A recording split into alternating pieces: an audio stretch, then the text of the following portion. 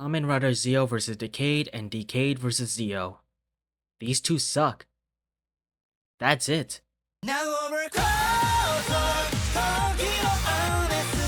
Yeah, I'm gonna continue on. Now, this is the third canonical installment after Next Time, Gates Majesty, and this one is about Sugo and Decade with two separate episodes. Now, I'm going to cut into this with two parts with Decade's Mansion and 7 of Zeo with a part summarized quickly. Now, let's get this going, shall we? The plot for Decade's Mansion is that Sugo and some randos that consist of an actress, gang member, lawyer, basketball player, rich twink, housewife, old man, high school girl, and some dude who would soon to be revealed as Yusuke. Oh no, how dare ya! I'll explain later. But waking up in a mansion in a lone private island. Wait, lone private island? Randos that were kidnapped? That sounds a bit vague for a certain someone. Anyways, some masked jester tells them that he wants to play a game and the winner can be the king of this world, but in a twist, one of them's gotta die once it was revealed that one of them got bodied. Now, later on, one of them is the culprit who is killing one of these participants over time. Also, Tsukasa here is at the end of the episode. Yippee! Where he's here in this mansion because of the dimensional gap, and the person behind this is True Sugo, aka Omazeo, who is now weak because he used too much power, or maybe because of the writers who couldn't even make a consistent storyline. Now, they have to choose to continue with these activities until the final game where they gotta find the treasure, which consists of weapons.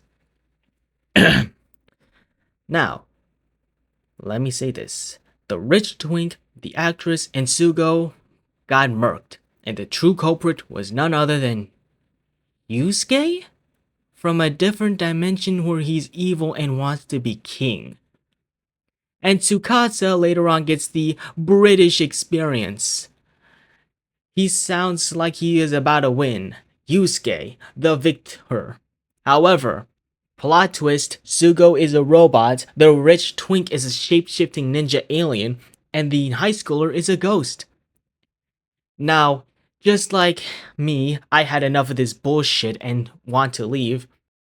And he went back to the house asking that he won and he wants to get what he wants, being king. However, the person behind all of this was none other than Narutaki, who is serving True Sugo to free his old ass out because he's stuck in a dimensional gap. But just like I am sick of this shit, and he wants Decade to stop this. Also, cameo characters that have no relation to the story again. Also, Decade's gotta run because Sugo gave him the Saber Ride Watch and wants him to find a worthy Sugo because Decade can't even use this power.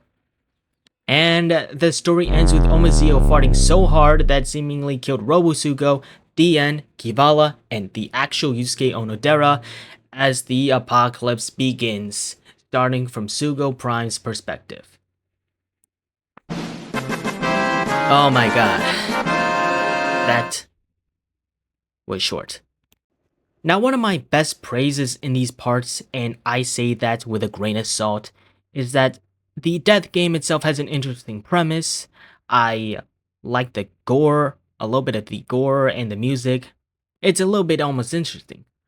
But what I actually hated is the half-assed writing and bullshit plot twist that felt like M. Night Shyamalan wrote this, because the twist has no premise to the story. Look, I get it that it's a dimensional gap where people were brought here from different dimensions. But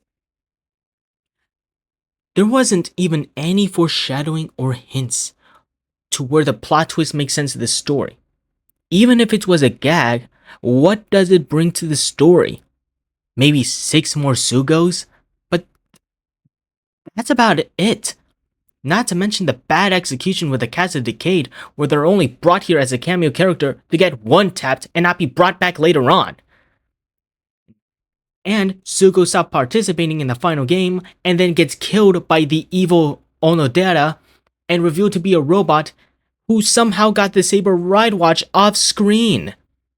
and the evil Onodera with a one-dimensional motive saying that, oh, I want to be king. And then he dies. It could have made a bit more better sense if the actress was the killer. It makes actual sense. She has enough acting skills to cover her crime, but it could have been better if her motives was changed later on, where she believes that it could also gain her more attraction and remain famous forever. However, she gets killed because Narutaki told her that you aren't worthy. Now, in the entire conclusion in this series, Decade vs. Zio is bad. The part itself felt more rushed with the pacing, and I didn't had enough time to digest or connect with these characters because of the runtime lasting for about 14 to 15 minutes per episode, and they're only 3. Now, if the miniseries could have lasted a bit more, like to 5 to 6 episodes with 25 minutes of screen time, it could have been better with enough extensions with the writing. And I think that's about it for the first part. Make sure you like, subscribe, comment down what I missed or what you've actually liked about it. And yeah, I'll see you soon. Part 2 will be coming soon.